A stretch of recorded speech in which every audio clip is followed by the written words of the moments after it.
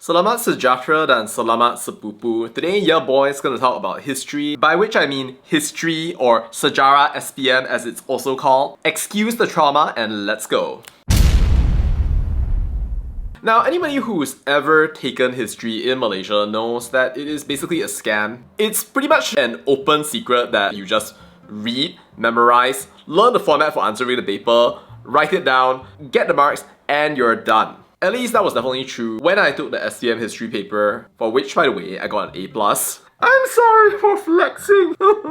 But when I look back at those years when I was actually doing SPM history, it was not a meaningful exercise, and it was not an enjoyable one either.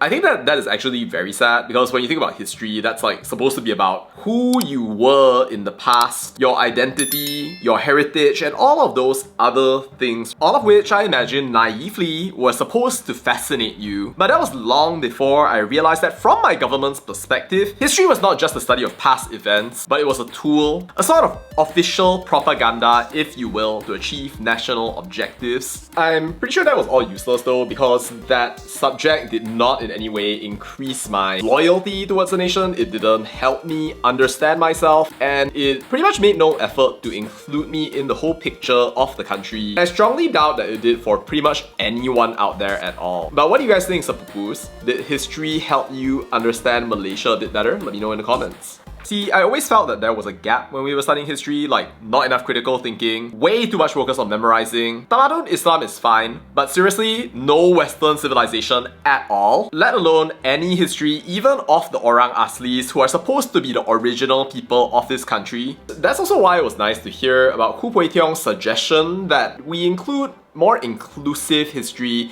in the history textbooks. It was supposed to be a small issue until a wayward UMNO Youth member started yapping. According to this guy who basically looks like an NPC. If you need to include inclusive history, then why don't you just support our efforts in closing down vernacular schools? Why don't you mingle and speak the same language? And I'm like, bruh. This whole idea of closing down vernacular schools is somehow very common amongst insecure people, especially those who somehow feel that the silver bullet to all inclusiveness is just make them all go to a national school, they'll all hang out, they'll all interact, and somehow or another they'll all get together. Which is basically not true. Not that he cares, given that he's just stopping, including just a few simple pages in the history syllabus, and proposing an impossible condition that is based on a logically flawed line of argument. For one thing, getting people to interact with one another and having a more inclusive history syllabus are not mutually exclusive things. It's not like you can't do both things at the same time. But for some reason, this dude, the moment anybody tries to move forward in any way, then he immediately comes out all guns blazing saying, oops, sorry, your history is not important,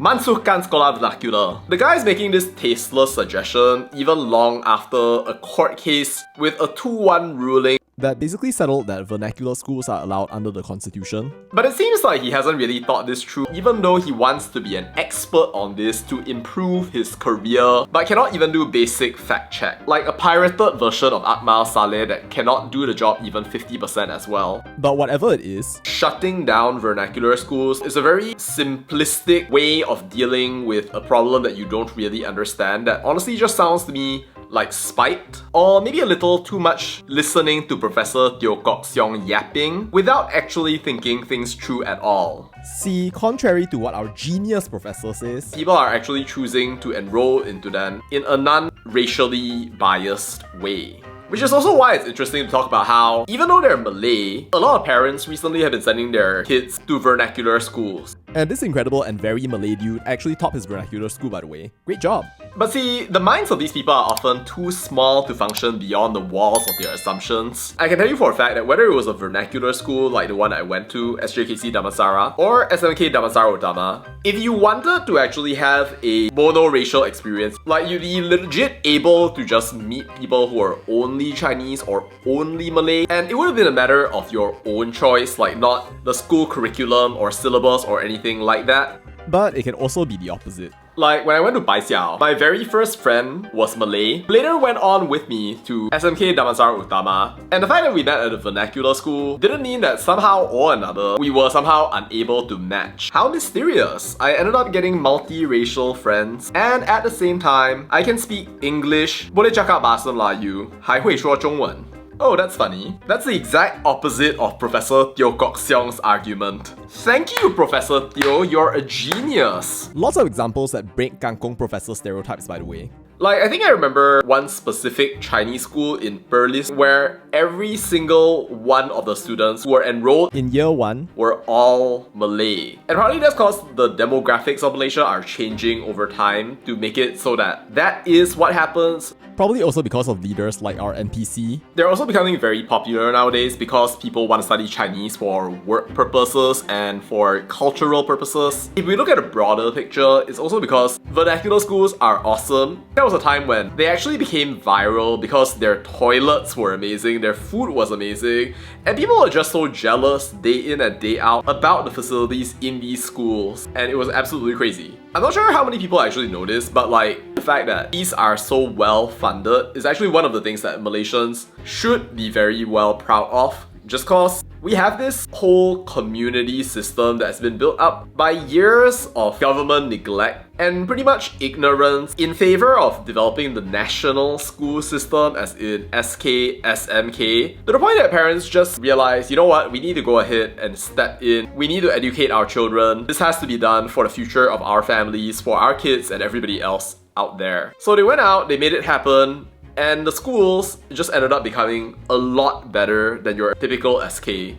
But what can vernacular school critics offer? Instead of inclusion, people like the NPC, the Kangkong professor, and the racists prefer to just casually gaslight us. They have no concrete plan to replace community involvement, cannot and won't invest in national schools at scale, and make all sorts of assumptions instead of doing the much simpler thing, which is to literally just include a few lines in a history textbook. What's that? We have to ignore the constitutional judgment, swap awesome schools that kids of all races, including Malays, are attending, but maybe you won't because you want to send your kids to an international school to learn English, and you want to complain about meaningless things and blame a lack of integration on the younger generation rather than on your own stupid brain-dead suggestions. Got it!